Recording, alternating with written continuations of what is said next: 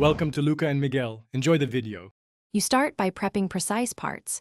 Remove the interior and identify mounting points on the shell. Using calipers, mark the wheelbase and motor bay. This guides your first cuts. Cut chassis stock to length and scribe axle placement for consistent track width. File edges smooth so the body sits flush. This prevents stress points later. Once done, test fit the rod and axles dry to confirm alignment before gluing, because accurate early fits save time and maintain structural integrity. You now build the chassis skeleton, bend rods to match the body profile, and add cross braces where the stresses concentrate. Drill axle holes using a jig to guarantee they remain parallel. Misaligned holes cause binding.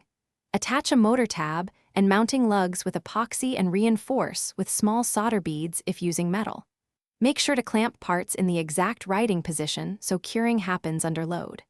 After curing, recheck dimensions and file joints, smooth, to ensure the drivetrain. You finish by installing axles, wheels, and any drivetrain components.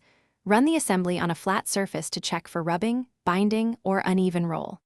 Once satisfied, fasten the body with small screws or epoxy, making sure you leave at least one service access if you expect adjustments.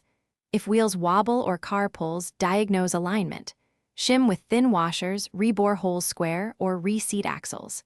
If epoxy slips, unclamp, clean joints, and rebond after roughening surfaces. This fixes most final assembly faults. Thanks for watching and please subscribe. It's the best investment you'll ever make.